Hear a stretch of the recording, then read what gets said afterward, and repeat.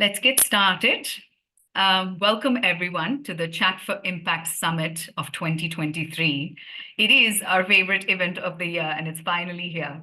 The summit in its third year is an annual event that brings together global thought leaders, experts, and practitioners in the field of chat technology to collaborate and drive positive outcomes.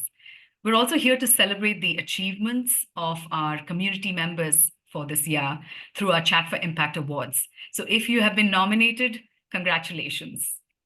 We have an exciting lineup of speakers from Mulago Foundation, Meta, Agency Fund, Neura Health, and OpenAI today. So I hope you have your cup of tea and coffee and are all ears. Before we get started, here are some housekeeping rules. We are recording this session today, so we will be sharing the recording in a follow-up email. Please try to keep your videos on, if possible. It's always nice to see some friendly faces.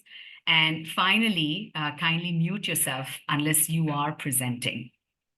Also, if you have any questions that you want to ask the speakers, we have a Q&A session right after the interviews and the talks, and the moderator will pick a question or two based on the time we have and bring those up.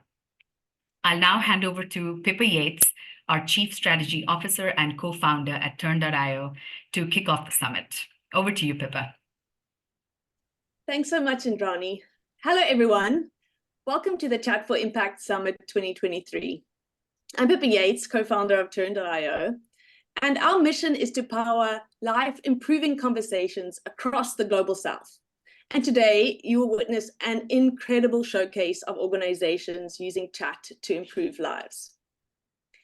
2023 has been a challenging year globally. We've seen conflict from Ukraine to Burkina Faso to Gaza, devastating climate events like the floods in Pakistan, and food insecurity in regions like South Sudan and Yemen. And during such crises, already strained health and education systems are even more difficult for people to access. In these scenarios, access to communications is a lifeline. We've seen people show remarkable resilience, finding ways to stay connected when telecommunications are disrupted. Such is the power of a conversation. And today we'll be honoring organizations who are having the most impactful conversations with the Chat for Impact Awards. Our work, however, would not be possible without a few key partners. And we're grateful to Meta, who power the WhatsApp business platform and make all of our chat services accessible to billions of people in need. Today, you'll hear from Ravi Garg, head of WhatsApp India, WhatsApp business platform in India. We're also thankful for the vision, guidance, and support of the funders who pump money and guidance and experience into this community. Today, we have a conversation about impact with Kevin Starr of the Mulago Foundation, and we'll hear a message from Edmund Corley of the Agency Fund. We'll also hear about the Chat for Impact Health Plus Accelerator, which supported 10 organizations from across Latin America, Africa, and Southeast Asia to build and scale innovative health services. And there may even be a bit of news about accelerators of the future. 2023 has felt a bit like the future. We have witnessed a remarkable revolution in the chat industry as we've seen unprecedented integration of advanced AI technologies such as ChatGPT and other large language models into diverse social impact initiatives. Now, achieving empathetic human language interactions in multiple languages and in multiple modalities is achievable for all social impact organizations. And together, we're learning in what contexts and for what use cases these technologies can be transformative, and where we need a stronger focus on safety, privacy, and ethics. In today's summit, we'll hear from OpenAI on the future of conversational AI, And we'll learn from Neuro Health and Reach Digital Health on how they've used AI to scale their health impact. We'll also hear about innovative use cases of chat for education. So I hope you settle in for the next 75 minutes as we celebrate all that is the Chat for Impact community and what they've achieved in 2023. First up, I'd like to introduce you to Lisa Langford, the Global Impact Partnerships Lead at Turn.io and head of our Accelerator program. Over to you, Lisa.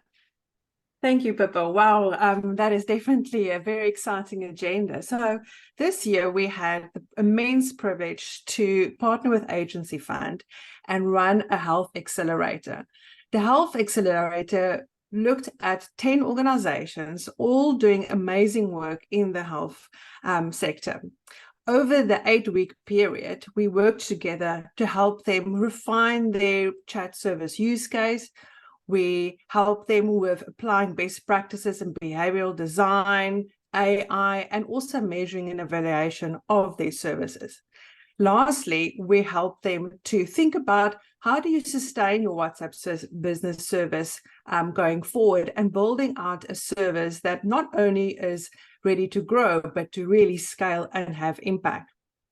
But who better to tell us about what happened on demo day as the ultimate pinnacle of our accelerator than these participants themselves?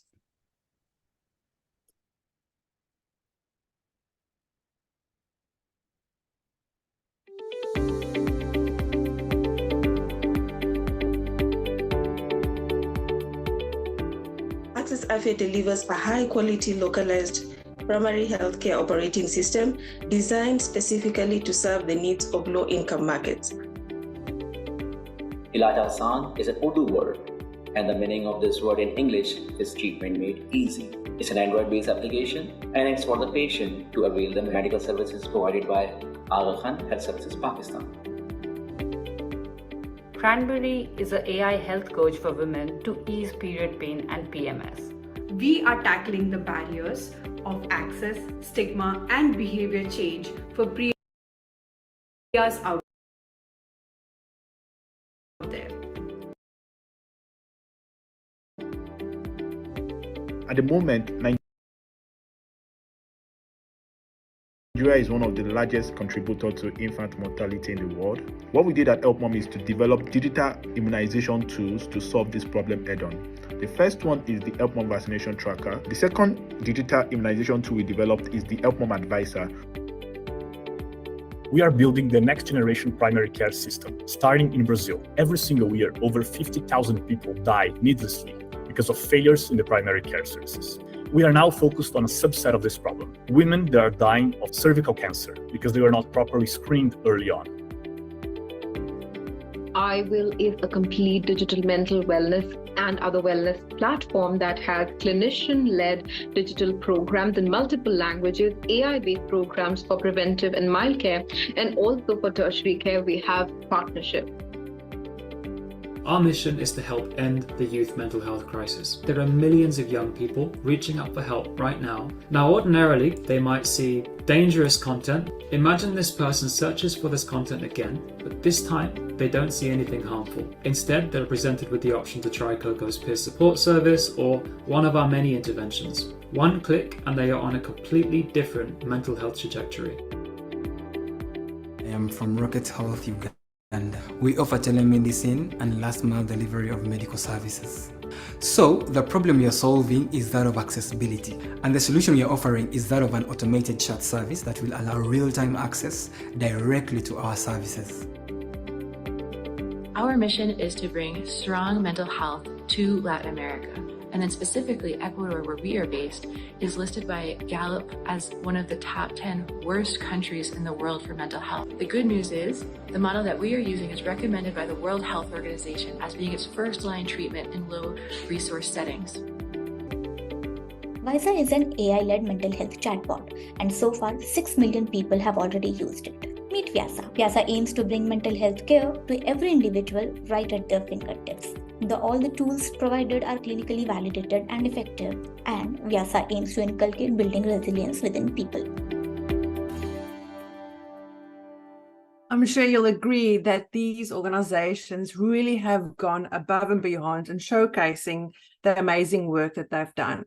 We continue to work with them and support them as they grow and scale, and we look forward to getting you next year into an accelerator.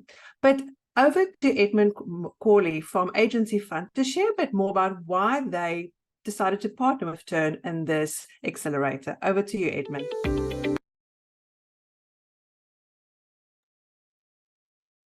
Hello, everyone. Thank you for the introduction. I'm Edmund, a software engineer and core team member at the Agency Fund. So we at the Agency Fund believe in programs that enhance human agency.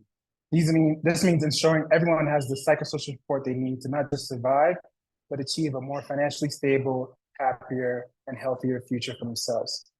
Today, chat services are an important way to deliver such personalized agency interventions at scale and in a cost-effective manner.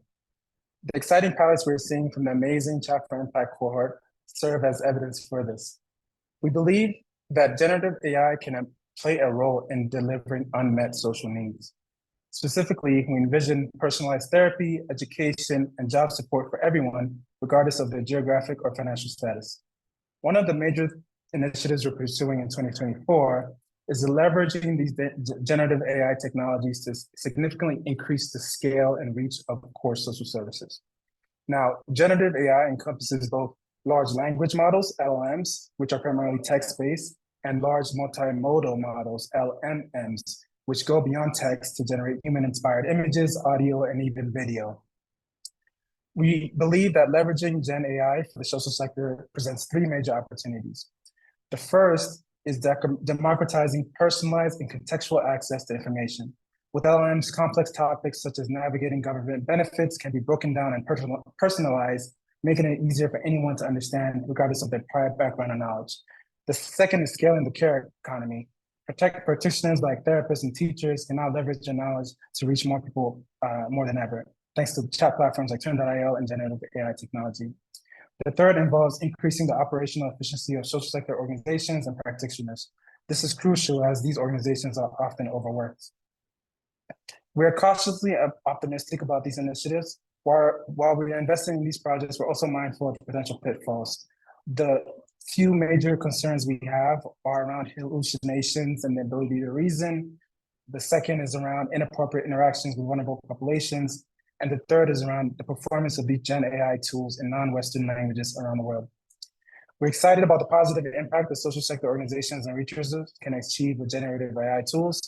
Therefore, we have an open call for AI proposals that's closing on December 2nd, where we hope to help the ecosystem take advantage of these innovations. We're thrilled with our strong partnership with Turn.io and the amazing organizations we have supported together. We look forward to continuing that support and eagerly await the bright future. Thank you. Thanks, Edmund. Would you mind sharing a little bit more information on the call for proposals, which you said is, if you have a link or something like that, if you could pop that into the chat, that would be great. I'll pop the link into the chat.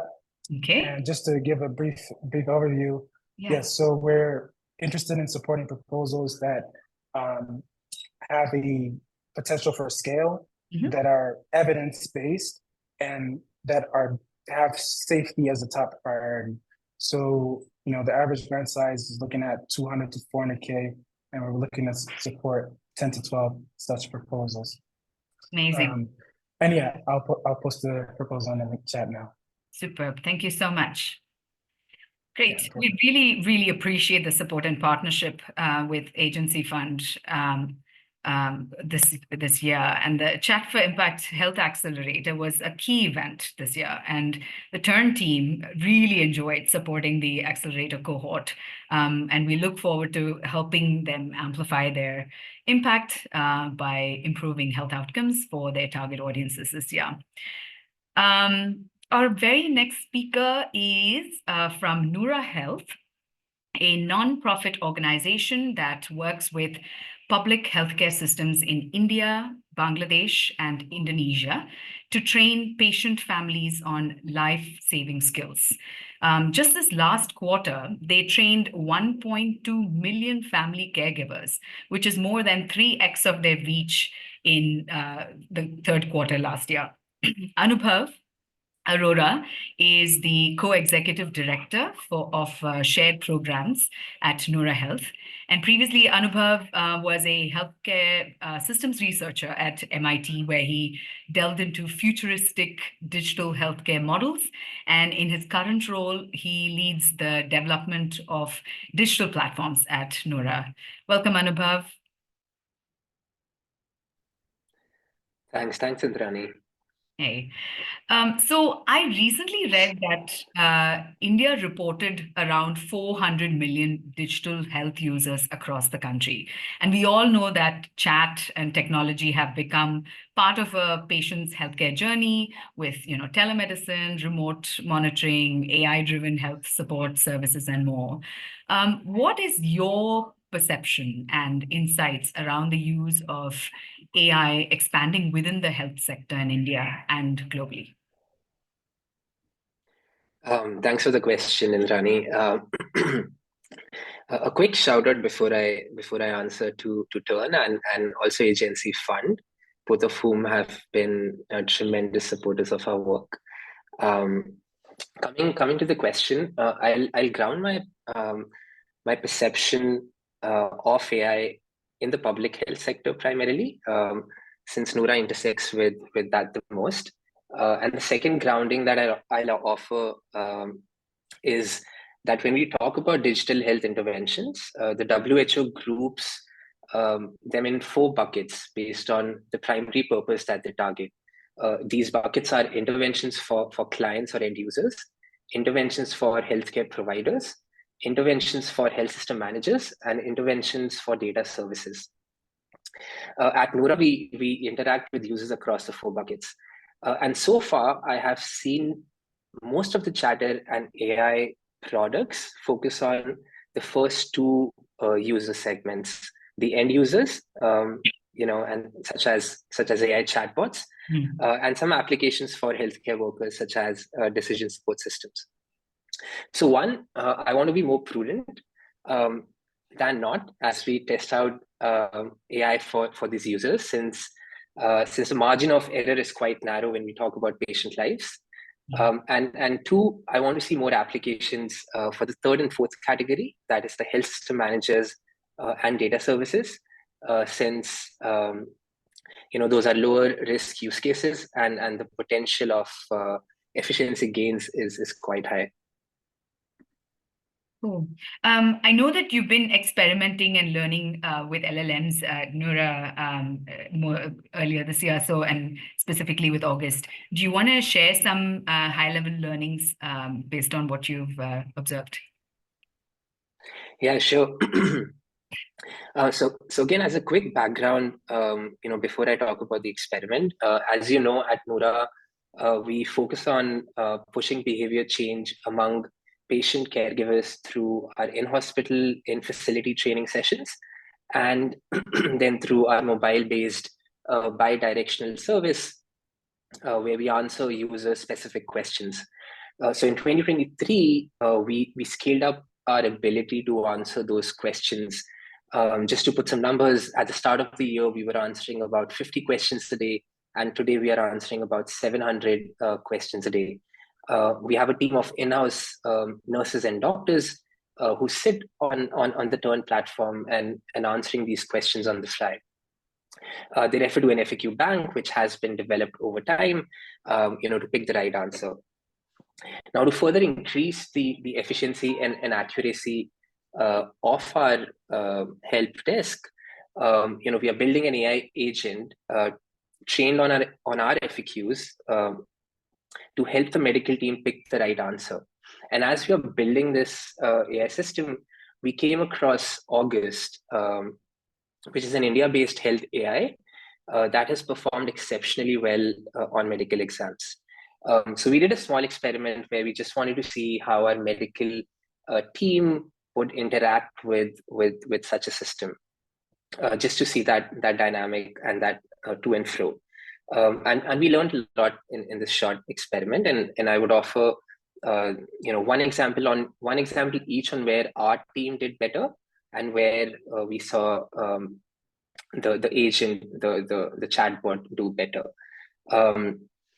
So where our team was better was we were much better in restraining our answers. There were a couple of cases where more information was needed before offering a complete answer. And our doctors followed that protocol and suggested the user to consult a nearby doctor, when we felt we didn't have the complete info. On the other hand, the AI bot, August, and generally bots, right, are very answer oriented. And the bot leaned on answering the question even when there wasn't full context. Where the bot performed better, and this was surprising, that in some cases the bot's answers were actually more empathetic than our own teams. Our doctors and nurses, for example, would jump into tackling the question directly and answering the question. Whereas the bot would first acknowledge, the concern of the user, would congratulate them if there has been a delivery, and then would get to the answer. So it actually ended up teaching our team, ways to actually reflect the tone of the user. That's really cool. So you're kind of like training the bot as well as the bot is training some of your staff as well. That's two-way learning. That's great. And then, I just wanted to highlight, if anybody has any questions for Anubhav, please feel free to type them up in the chat window as we continue. And Anubhav, what are you most excited about for 2024? Yeah, two things. I would say one, doing experiments, learning and adapting fast, and then disseminating that knowledge. We are building a data system with the support of Agency Fund, which is allowing us to do rapid A/B testing, right, with cohorts and seeing what works and what does not. And then second, 2024, we really want to focus more on high risk / high need users. So really excited about the potential for impact there. Fantastic. Thank you so much. I'm just going to quickly look and see if anybody has any questions.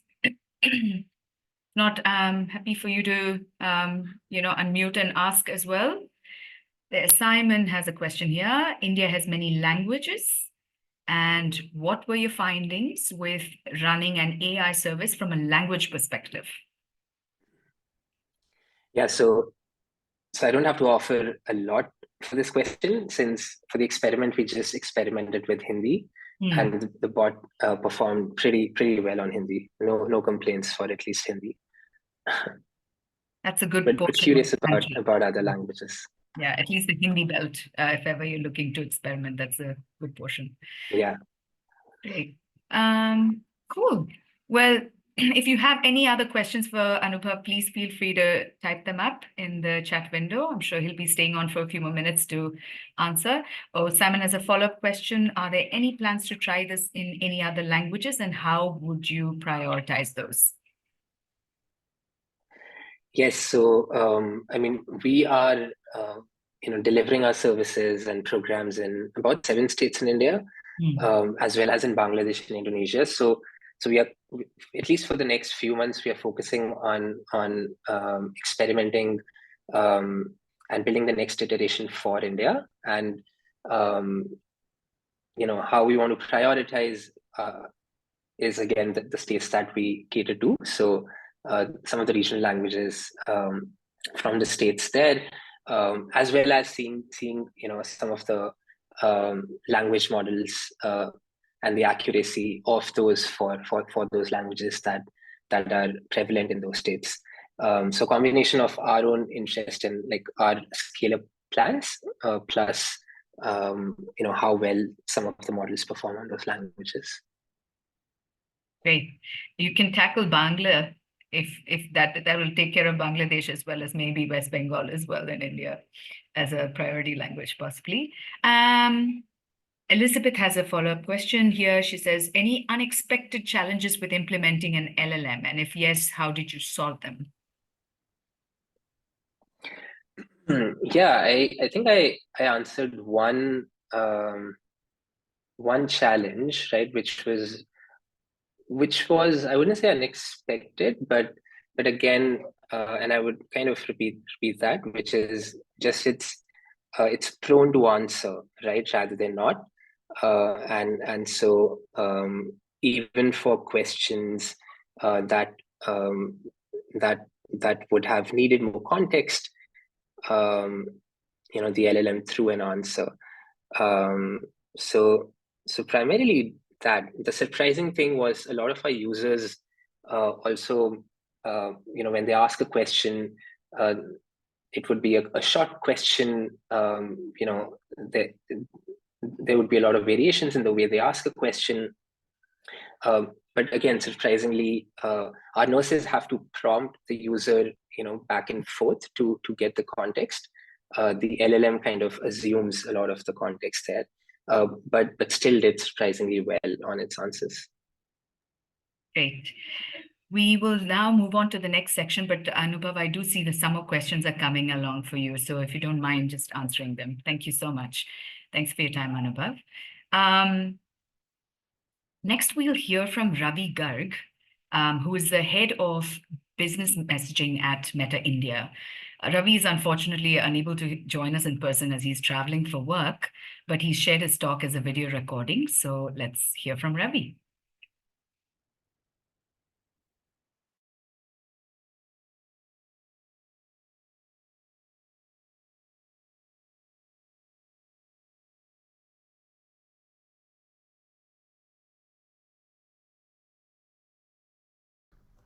Hello everyone, I'm Ravi Garg.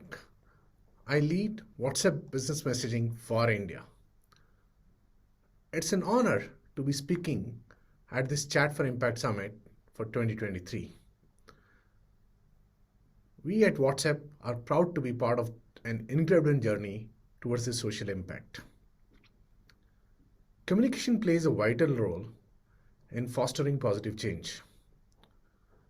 WhatsApp, with its user-friendly interface and widespread adoption, has emerged as a powerful tool for driving social impact. Our initiatives have not only empowered communities and businesses, but have also driven significant progress in education, healthcare, entrepreneurship, and really driving the impact towards the underserved. WhatsApp today supports over 1,000 organizations, both government and social impact organizations globally, offering various services with digital training and helping people navigate this online landscape. Let me share a few examples. When I talk about healthcare, we ran a pilot project with an organization called Arman, who have initiated a bot called Kilkari. Kilkari is a solution which enables preventive care for pregnant women in the underprivileged areas of India and really helps prevent infant deaths. As part of this pilot on WhatsApp, they share multimedia content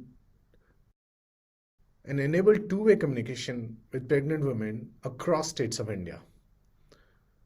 In the early pilot, they saw more than 67% of the participants opting to engage via WhatsApp actively, and it is now driving deep engagement with these women as part of their preventive health.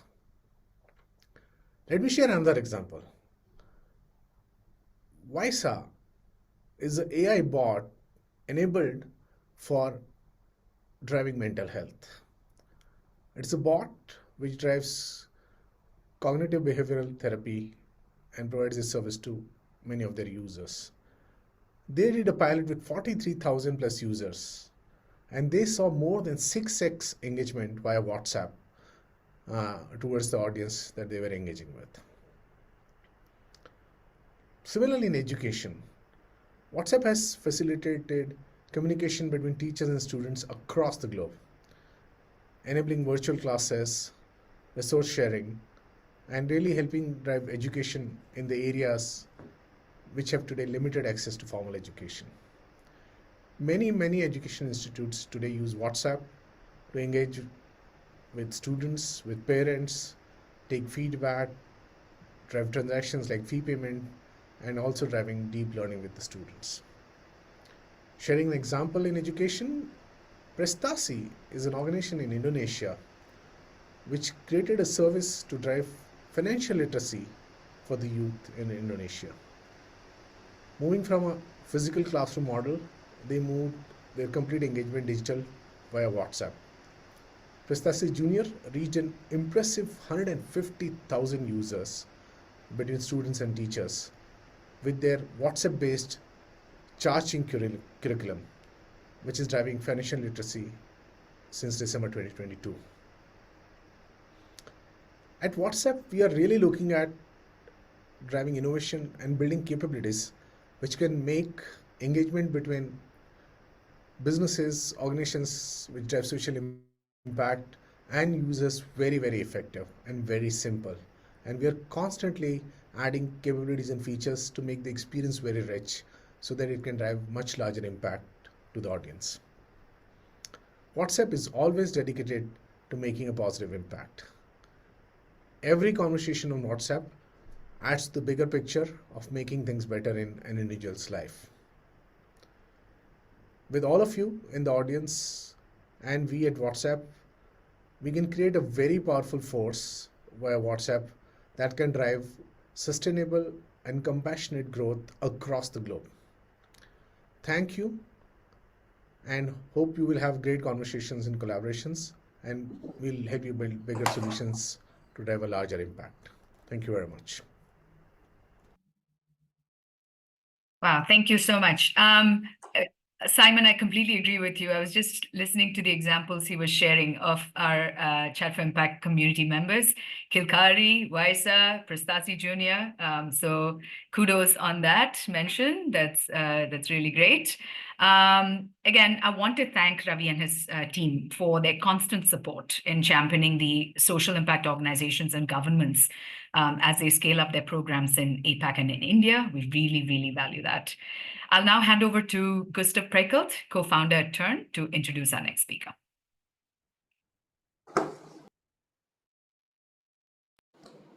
Thanks, Indrani.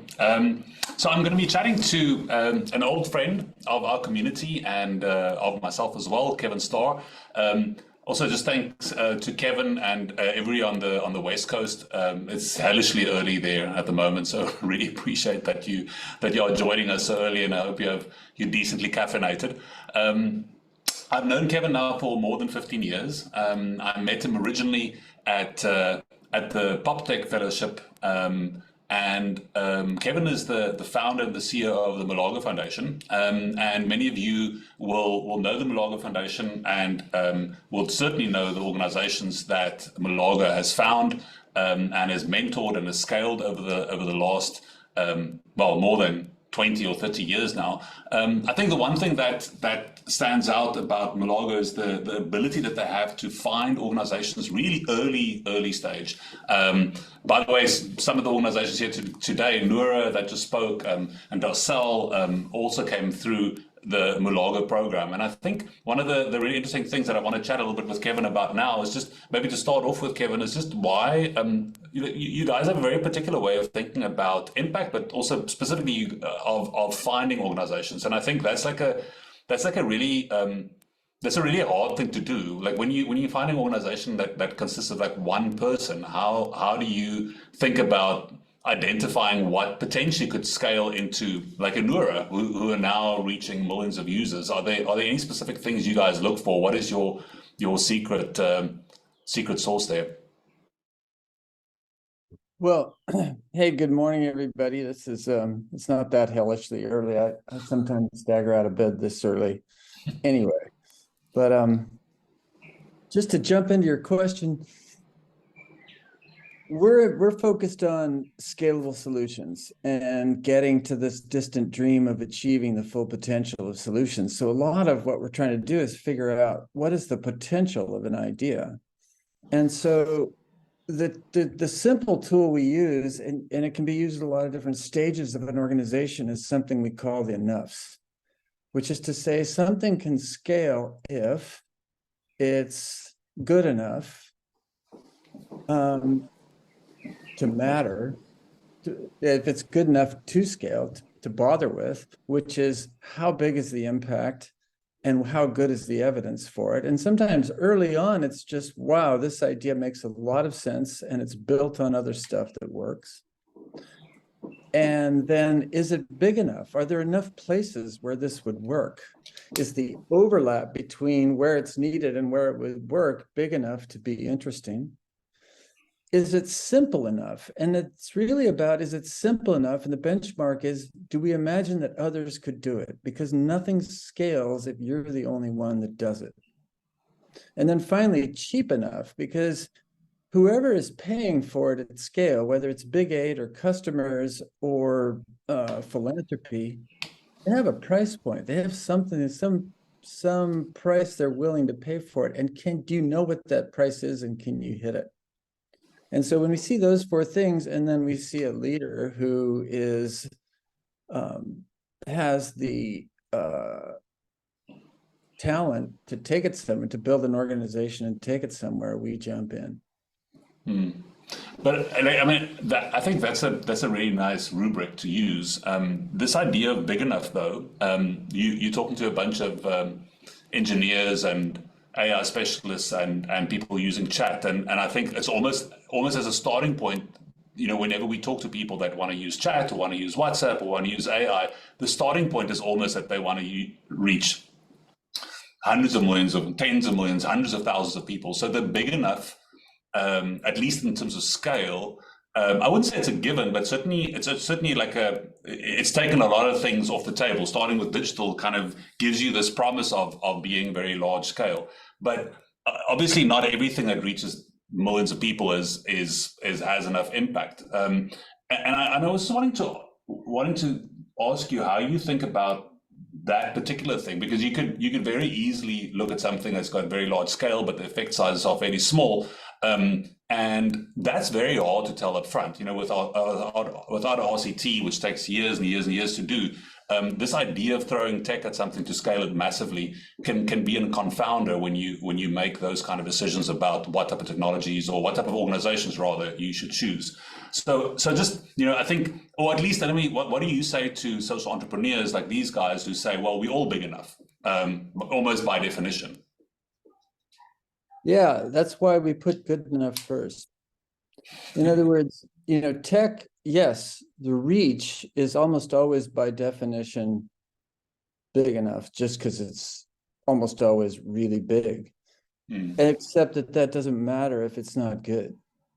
And so you know, the one dogma for us about tech is tech can amplify a good idea and the work of a good organization, but without those two things, it doesn't even matter. And so you've got to look at good enough first, which means what we're doing is we're layering chat onto other interventions, you know, like, I mean, all those things that were fascinating. The people who introduced themselves right up front, those were fascinating ideas. So chat can make them work better, but it can't make them work. Yeah. So if an organization has a scalable idea and has the chops to deliver, then putting chat into that equation can really ratchet up scale. But I don't really even want to think about that until I understand what impact the idea might have. And then I can see the way in which the initial logic in way chat is going to actually ratchet up that reach, lower transaction costs, and amplify impact. Yeah, it's an interesting question, because sometimes right up front, when you look at something, the effect sizes can be fairly modest, but if you're running at tens of millions of users, then that the aggregated impact could be enormous, and reasoning about that can be quite challenging up front. I mean, but you guys have a great. I mean, I think one other thing that really struck me is when we'll share the big enough, simple enough, cheap enough paper that Mulago published. We'll share that with the team. We'll post it here. The one thing that you're saying there is that one way to test for these organizations, for instance, to think about this idea for whether they're big enough or good enough is to say, is the idea that you have the type of idea that other people will take would replicate? So in other words, you're not the doer at scale. So the one question that we had is if you look at the organizations here, like Anura, for instance, or Darcel or Rocket Health or any of these organizations, a lot of them think about that a little bit differently because technology allows you to have an idea, scale it in one country like Nura in India, and then replicate it themselves. So not necessarily having to have somebody else replicate it for them. So that's a little bit of a different model. And I don't know if you guys are thinking about it like that. Are you? I mean, I know some of the organizations that you guys have funded are thinking about scaling themselves and just staying the doer, not necessarily. And I'm not imputing anything to Nura here. I know you guys work with the government, but is that something that how do you guys think about replication in that sense? Do you necessarily have to have the government take it over or somebody else replicate it, or can you imagine that the organization itself could become the global partner and do that themselves? Well, if I'm a health organization, regardless of whether I use chat or not, I need to think about, if I'm serious about taking my solution to its full potential, I need to think about the doer at scale. And there are four choices, as you implied. It's either you doing it alone, which basically never happens, although tech starts to change that equation maybe a little bit. But otherwise, it's NGOs, if you have a nonprofit solution. If you're lucky, you might have something that can scale up via government, which is, of course, has a far more heft and bandwidth than the NGO sector. Or if you have a for-profit solution, the market. But you absolutely have to think about your doer at scale. And I just always caution people. I've seen almost nothing that can scale up without other doers at scale, even something like chat and even something like Turn.io trying to scale up chat. We're never going to reach all the organizations that need to use chat if it's just one organization doing chat. To have somebody accelerate fast out front and show the way is critically important. Yeah. But you're not going to get there on your own, even with these far reach tech solutions. But the challenge with that reach is always to measure impact as soon as possible, because you can get to high reach numbers and then find out, oh no, this doesn't have that much impact, and all that reach could go to waste. Yeah. I mean, I hear you, and it's sobering, because it's like for a lot of organizations, that's kind of goes contrary to the way we think about things. You know, you're always telling your funders, no, we'll have network effects, we'll scale ourselves, we'll work with organizations, we want to own that impact, and it's a sobering thought to think about that when you're successful, the sign of success is actually somebody replicating your work, not necessarily you scaling to that scale. I mean, I think maybe that you mentioned something about business models there. The Mulago used to fund, and I think a large part of the organization, or the large part of the cohort of the organizations that you used to fund used to be nonprofits. And you mentioned to me earlier that's slowly but surely changing, or at least in the last couple of cohorts, that more and more of these organizations are social enterprises, or using other business models, or using commercial business models, or end user pay models, or and I'm just curious to think a little bit why. Well, firstly, why do you think your cohorts are changing? Do you think that technology solutions or impact solutions like philanthropy on its own cannot do the job? And why do you think your cohorts have been? Why do you think social enterprises are a larger part of you fund? Is that something that you chose to do, or do you think there's certain types of solutions that just can't work in pure philanthropy mode?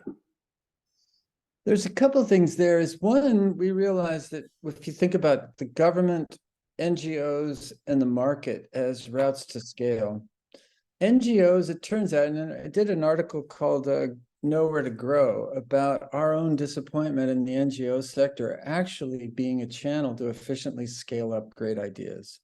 For a number of reasons, it doesn't seem to happen. That kind of leaves us with government and the market if we really want to be serious about scale. And of course, those are very different things that scale up via the government and via markets. Yeah. So we want to use the market, but at the same time, we're seeing, for example, a rising tide of great entrepreneurs with great ideas in Africa.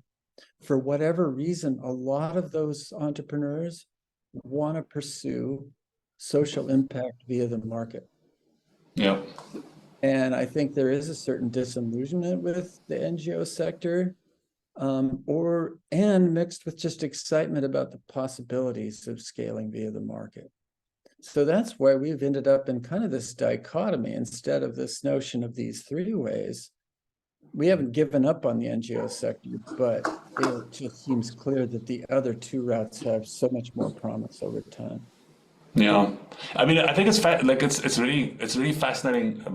By the way, just on a personal story, I met many of your current fellows, and I was struck by how many, like exactly what you said. If you're driven by what the fellows want to do, if the ideas that are coming in are good, and those ideas are driven by social entrepreneurs, then that's who you fund. And I think it's really interesting and empowering and powerful that's the.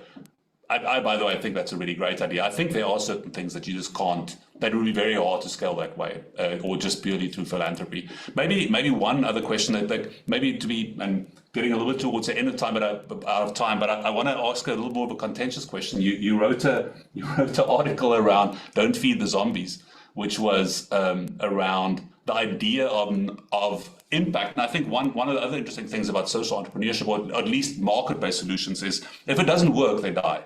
You know, if you have an idea and your buyer isn't buying, or your payer isn't paying, or your user isn't using the solution, then, you know, if your stoves don't get bought, if somebody doesn't use your chatbot, if somebody doesn't pay for it, then the organization closes down, and those resources can be reapplied. And if I understand you correctly, the idea here is that happens in market-based solutions, but it can happen in the nonprofit space that doesn't happen. What you call zombies. And so I think maybe a question here is like, how do you think about, do you think the using technology or chat or these systems that we have a means to build more sustainable services? Have you changed your mind? There's a while back that you wrote that paper. Do you think that have an influence on how you think about our funding right now? Well, I'm not sure if this is going quite where you wanted, but Don't Feed the Zombies is about don't give resources to organizations that aren't any good. And it's sad that bad organizations don't die. It's sad that bad funders don't die in our sector. But you all, those doing chat, those with good technology solutions that amplify the impact of other organizations, you have to be able to recognize zombies too. You have to understand if the organization you're about to invest your bandwidth, often your money, if you're a nonprofit that tries to subsidize the work, you have to know as well as I can whether an organization is worth putting your heart and soul and your technology into. No. And so all of us who have a resource, be it money, be it technology, be it, I don't know, advisory services, we only have so much bandwidth. And so we have to learn how to understand whether another organization is good enough to bother with. Yeah, that's a fabulous way to think about that. I mean, and I think, you know, we tend to think about resources just being money, but I think what you said there is so important for all of us here in the call, not just the platform providers like OpenAI, ourselves that help organizations, the organizations themselves. The scarce resource here is time and focus and putting on the right track, and I think that's such a valuable lesson. I want to, I have so many more questions. I was wondering, maybe I should toss you a softball and say, what excites you at the moment? Like, is there any? I mean, and it's so at the moment, it's the end of the year. It's so easy for us to all to get depressed. You know, we're looking at Gaza, we're looking at climate change, we're looking at COP, and the lack of action really in climate change. I know that Mulago is recently, or fairly recently, you guys started a new fellowship a couple of years ago around climate resilience as well. And it's easy to get despondent around some of these issues. So I would love to maybe just toss you that softball and say, what is exciting you? Are there any specific, obviously I'm an engineer, so are there any technologies or any organizations or any areas that you think are particularly exciting for Mulago right now? You're seeing such amazing early stage innovations. Are any of the approaches you think more just super exciting at the moment, and what are you thinking of funding going forward? Well, there's two things that just jump to mind, and they are carbon money and AI. And so I'll look at carbon money first, which is to say there are a lot of interventions that allow local people to preserve their environment, but they have to make a living off their land in order for it to matter to them, and in order for them to be the protectors of that land. And suddenly there is finance that can drive it. And so all kinds of things become possible that weren't possible before. At the same time, it's super scary because it's a volunteer market, and it could literally evaporate overnight. Yeah. We don't have the state-based, the nation and the government-based flows that are going to really make sure that this is sustained. So it's exciting and it's terrifying. And then just everything we do, it's starting to be that there is some possible role for AI, and especially in health. And as you know, a huge thing that we do is professionalized community health workers. This whole new class of high impact health workers. And the idea that you could give a person with minimal training a tool that makes them able to do sophisticated diagnosis and treatment is so exciting. And I just, every day I think about that study showing that AI answering patients' emails compared to real doctors showed both better. Yeah. And much more empathy. Better treatment, a better diagnosis, better information, and empathy. And that haunts my thinking. Yeah, and soon in any language, hopefully. Kevin, that's a very nice positive note to end on. As you said, both exciting and terrifying. I'm glad we've got Elizabeth here from OpenAI. Simon's going to be chatting to her a little bit. Hopefully she'll excite us and not terrify us with some of the ideas around AI. But I just want to end off this section and just thank Kevin for supporting all these great organizations and being a force in the market and helping us think through some of these challenges and how we can scale the solutions. And thank you for their time. We're going to switch over. There are questions actually for Kevin. Kevin, I will pop those over to you, or if you can answer them in the chat window, it'd be really great. But thank you for your time today and sharing your wisdom with us. Oh, it's an honor. Thank you. Great.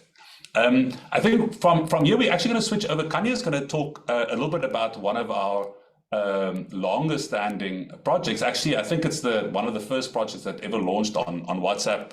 It's now has been going for 10 years. Next year's its 10th anniversary. It's Mom Connect. And Kanya is going to be talking to the Reach team about some of their achievements this year. Thank you very much, Gustav, and hello, everyone. As Gustav mentioned, my name is Kanya Mdlungu. I lead Impact Partnerships at Turn in Europe, Middle East, and Africa. This past year has been truly inspirational in EMEA. We've onboarded some amazing new organizations doing tremendous work in their various areas, with some being nominated and being recipients of prestigious awards and honors.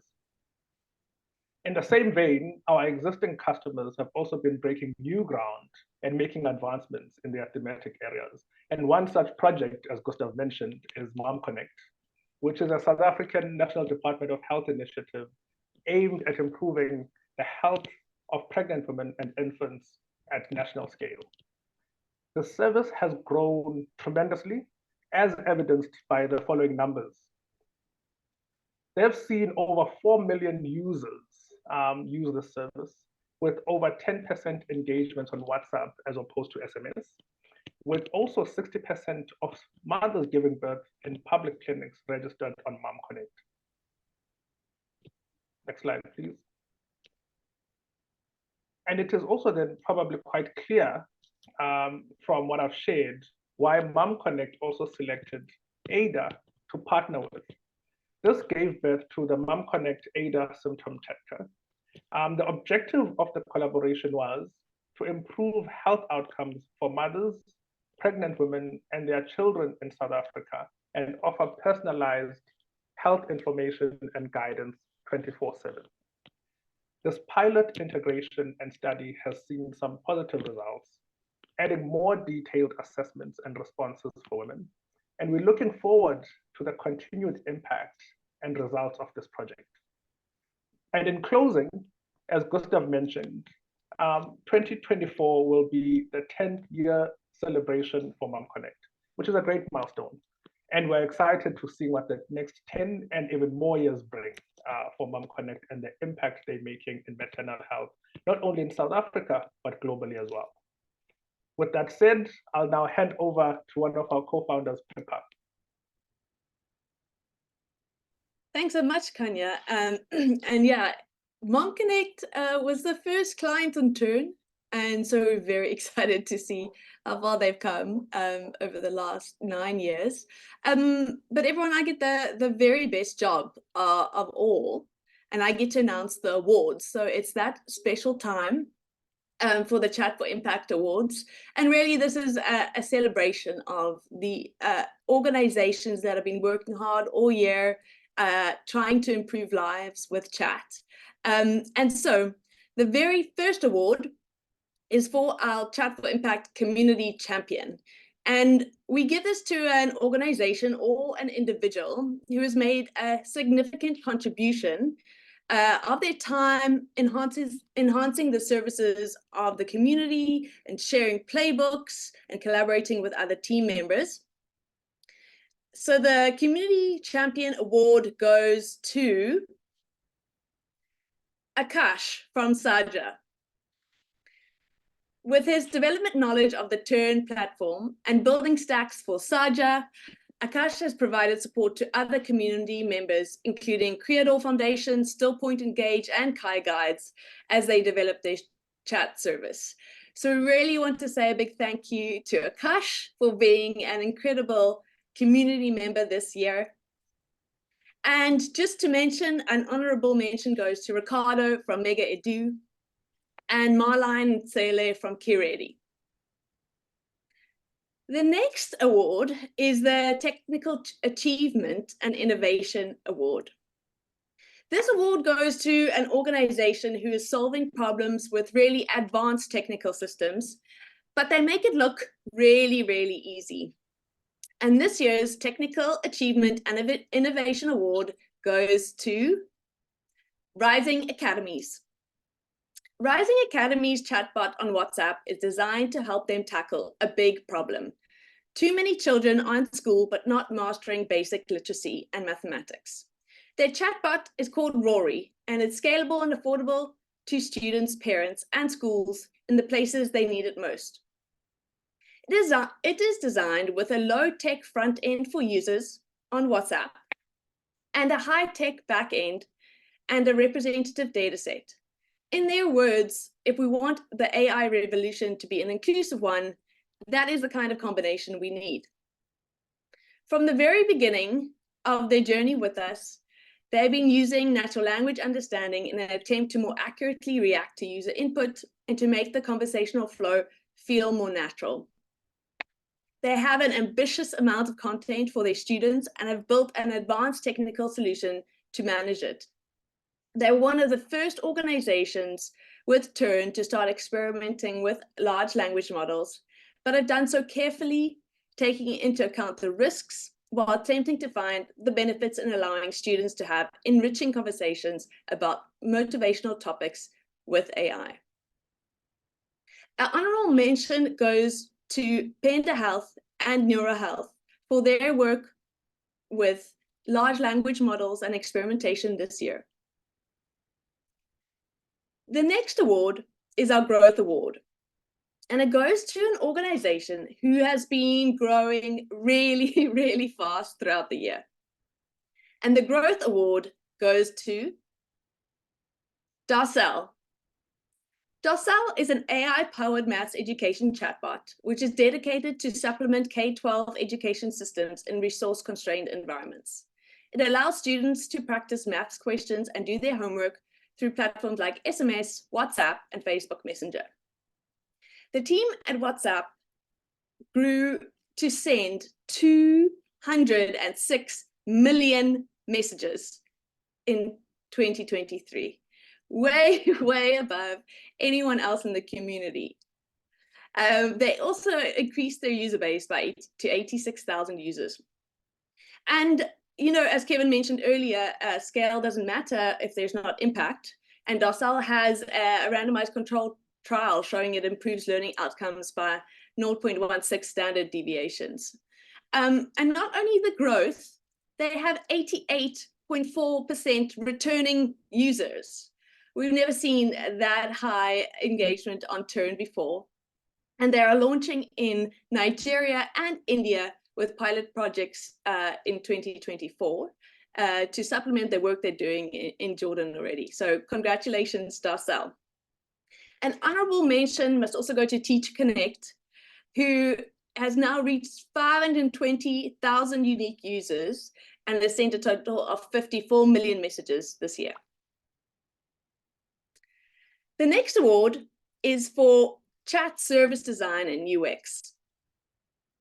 And this we give to an organization who has shown that they can learn about conversational best practices and create a really engaging, effective chatbot. And this year's award goes to Cranberry.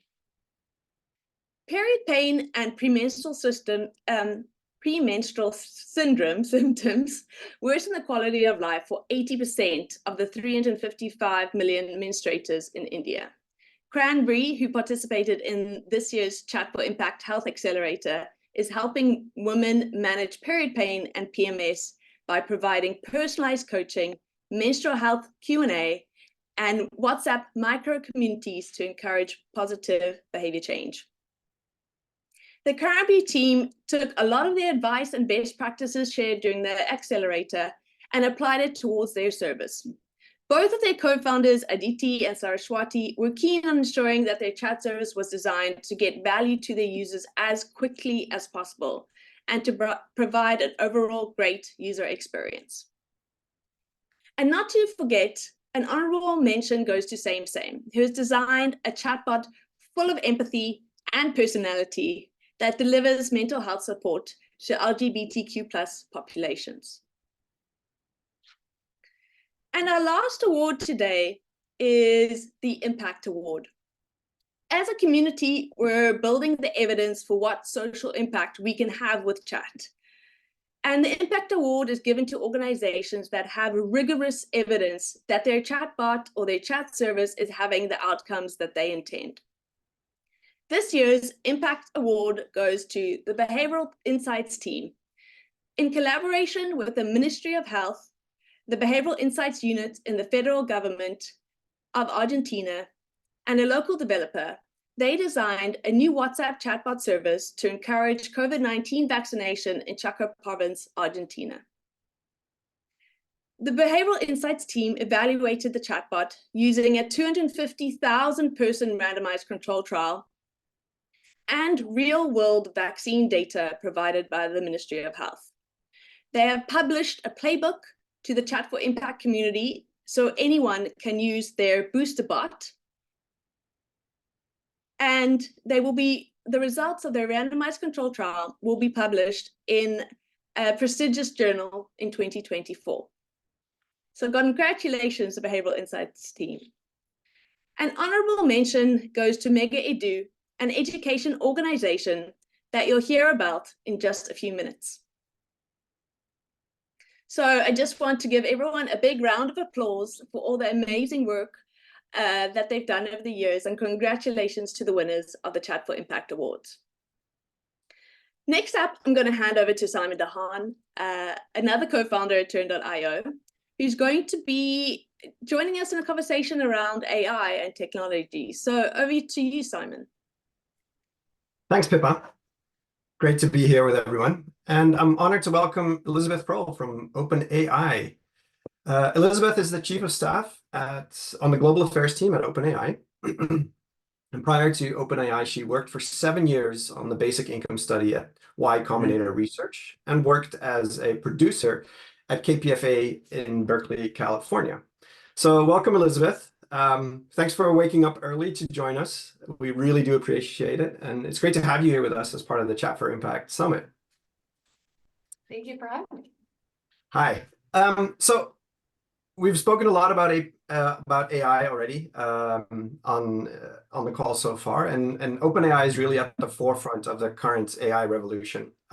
So in a way, AI and particularly large language models are almost a general purpose machine that are able to be put to task in various ways. And so at Chat for Impact, one of our pillars is that we want to see chat services that drive positive outcomes, that have social impact, and that reach scale. And so as we saw in the Health Accelerator demo reel, like many of these organizations that we're working with are already using AI and large language models in their solutions. And so I think my first question to you really is like, what is the vision and mission of OpenAI when it comes to initiatives with a social impact? And what do you believe a better world could look like because of AI, and how is OpenAI contributing to that?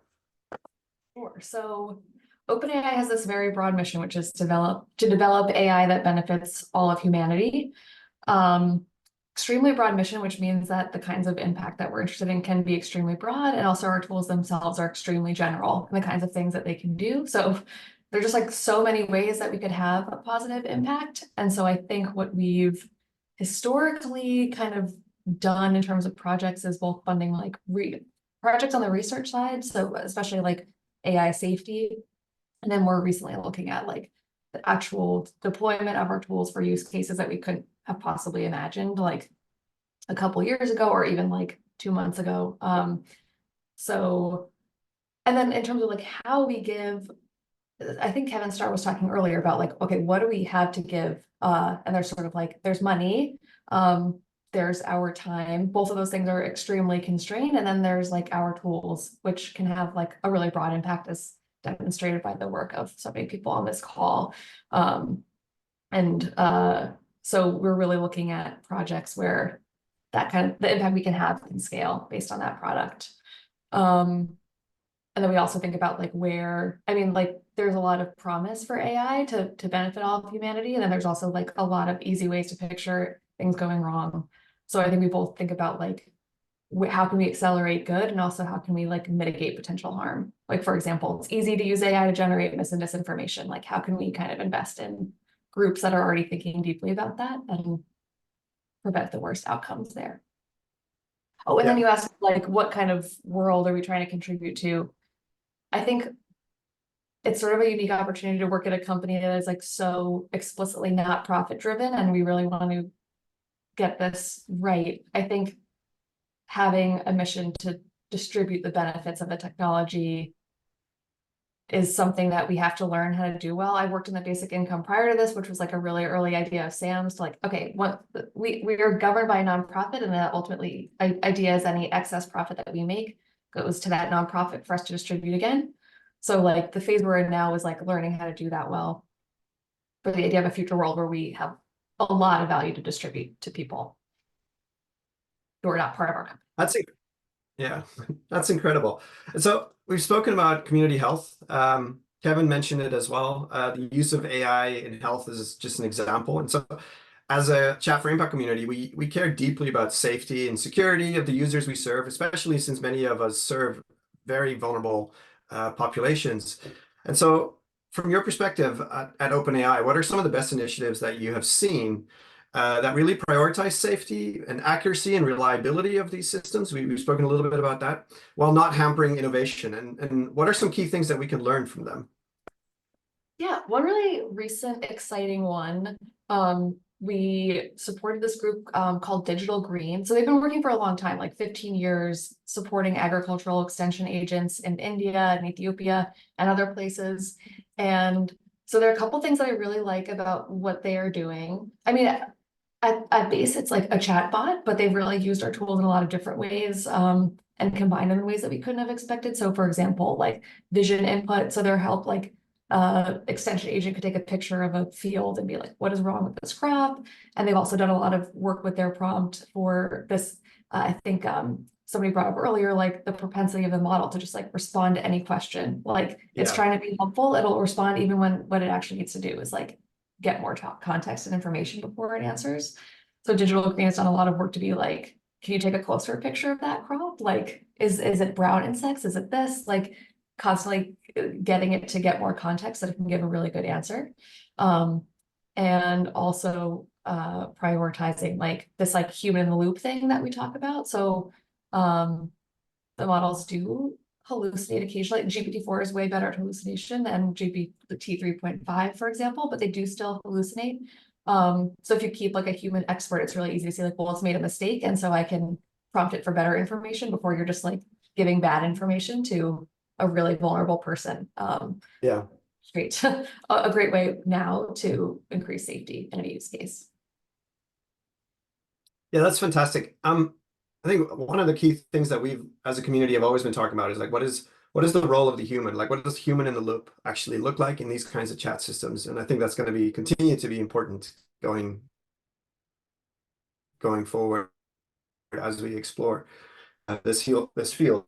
Because to be very honest, the whole field is still trying to figure out where all of this is going. But I think one thing is very clear looking at 2023, AI technologies are here to stay. They're not going anywhere. And so these technologies will really change the ways that many of our impact programs work.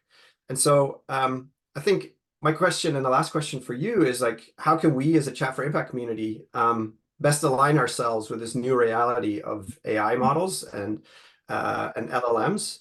And what are some of the opportunities that you see that particularly excite OpenAI as an organization where you are all at the forefront of these developments? Yeah, good question. So I guess my first thought of, aligning ourselves with the new reality. It's just like using the tools. I think like my own mother, I cannot get her to use ChatGPT.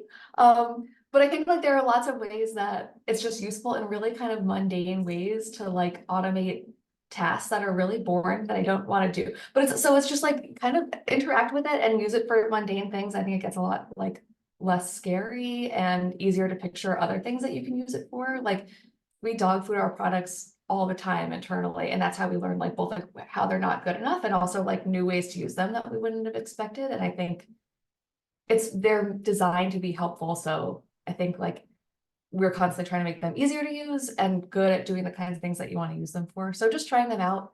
I guess the other thing is like right now they're like not, that great or powerful. I mean, they can do a lot of things, but it's like they are kind of limited in the tasks they can do and they get things wrong. So like now looking at use cases kind of like if you picture like, an XY axis of like reliability and resilience we talk about, it's like look for use cases where like the model is good at doing that task like 95 or above % of the time, and tasks where if it gets it wrong, it's really easy to spot that it's wrong and just move on. Yeah. Like you don't want a task where correcting it or checking it is going to take as long as it would have taken you to just do the task in the first place. So kind of like looking for opportunities in that quadrant. And then also just like iterating on prompts. So like right now, I think a lot of like new users, like they try to get it to do a task that's maybe too complicated at first pass. And they're like, oh, the model can't do this. And a lot of what we've learned is like that capabilities are a product of the model plus the prompt. So like giving it a little, like some patience to try and get it to do your task correctly. Yeah. It's incredible to think about these tools, and that's a great answer. But it's just incredible to think about these tools as, like, we look at them and we think they're, wow, they're amazing. But just to think that we're still at the beginning of that, and we're still looking at the simple tasks that it can do, is really, really exciting. So thanks, Elizabeth, for joining us today. We're very excited and honored to have you representing OpenAI on this summit with us. And we're really looking forward to an amazing 2024 to see what these AI models can do for us as we're trying to scale our impact. And so we're going to go, let me see if there's any questions that have come on.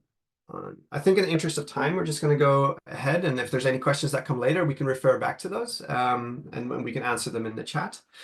So we're going to go ahead next to the next section. So we've spoken a lot at the summit about health, but there's another area where we've seen tremendous uptake in the community, and that has been education.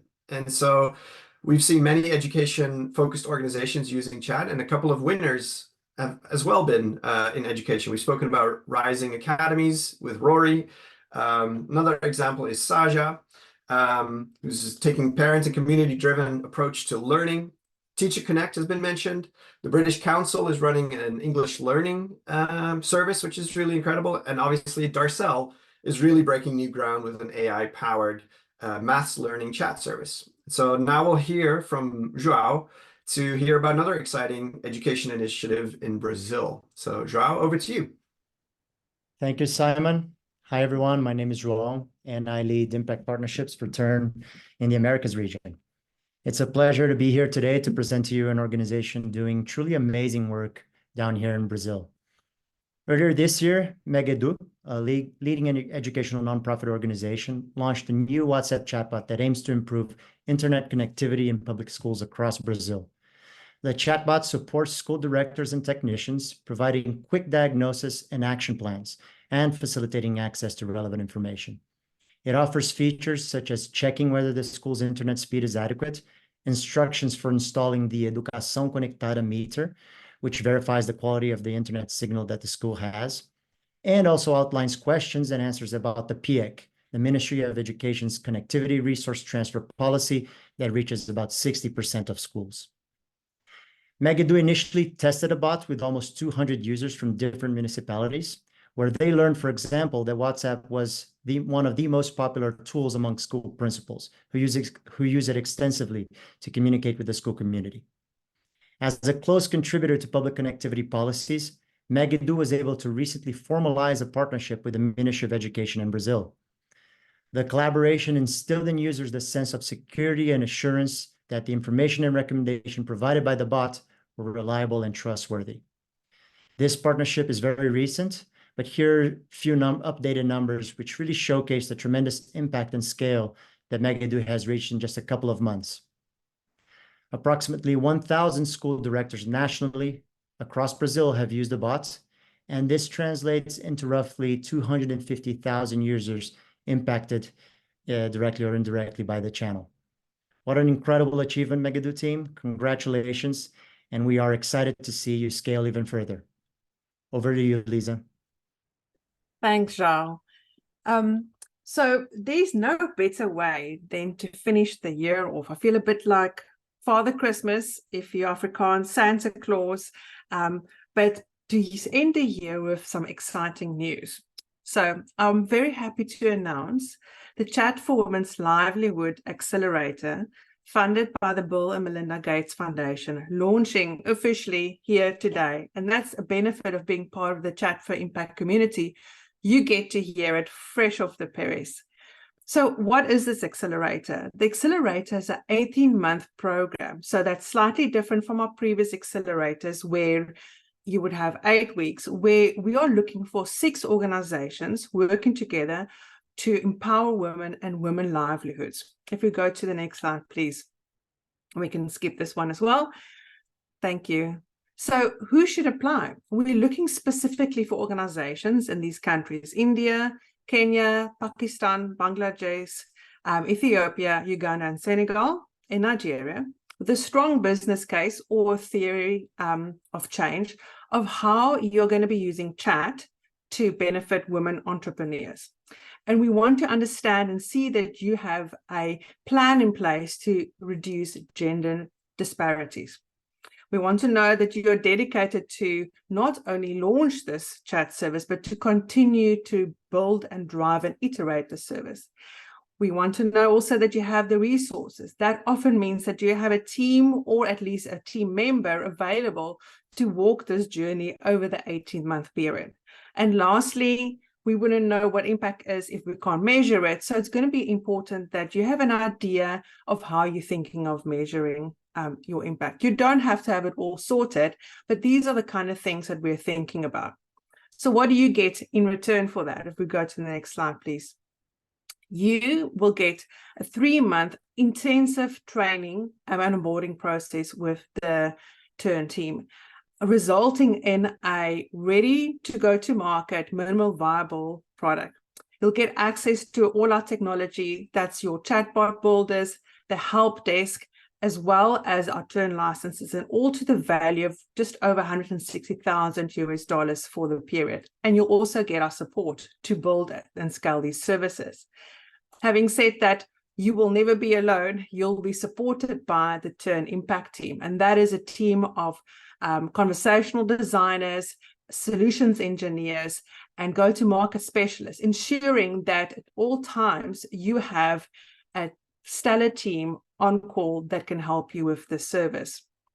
And then lastly, you will be part of cohort learning sessions, one of which will be in person, where you'll get to take together with the rest of the cohort and get to share and learn on best practices and refine your service. And all of this culminates into the building of a use case and a case study, looking at the data that we've together equated over the last 18 months, the learnings, and we'll get to publish that. So it really will allow you to not just build a service, have something ready to go to market and grow that over the 18th month period. So the important part, when can you start applying? Today. When does the entries close? The end of January. So we have given you a bit of time over Christmas, and the accelerator program will run from February to July 2025.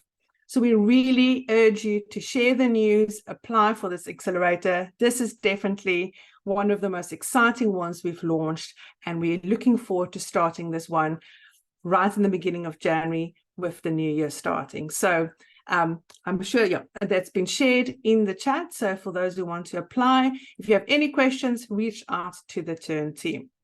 And now with that said, I'm handing over to Pippa to close us off for the summit. Thanks, Lisa. So as we draw this Chat for Impact Summit 2023 to a close, I'm filled with quite a profound sense of gratitude and inspiration. We've heard about the unyielding power of conversation in transforming lives today. And we've celebrated the achievements of the trailblazers with the Chat for Impact Awards. Their work really exemplifies how technology, when combined with impact, can set a benchmark for what we can achieve together. Our discussions also underscore the transformative potential of AI technologies like ChatGPT, and we've learned that these tools can foster empathetic, multilingual communication and break barriers and open doors to really new opportunities. But with great power comes great responsibility. I want to share a heartfelt thank you to all our partners who shared their wisdom with us today. Your insights and support fuel our mission to power life-improving conversations across the global South. And let's not forget the exciting news about the Chat for Women's Livelihoods Accelerator program that will impact women's economic empowerment. And as we look to 2024, let's carry with us the lessons, stories, and connections that we've all made in the Chat for Impact community this year. Let's continue to push the boundaries, to think creatively, and to act compassionately as we leverage these new technologies for impact. I invite you all to stay connected with us, keep the conversations going, and join us in this ongoing journey of making a tangible difference with chat. Remember, every conversation we have can change a life. Thank you for being a part of the Chat for Impact Summit 2023. And until we meet again, keep the conversations alive and impactful.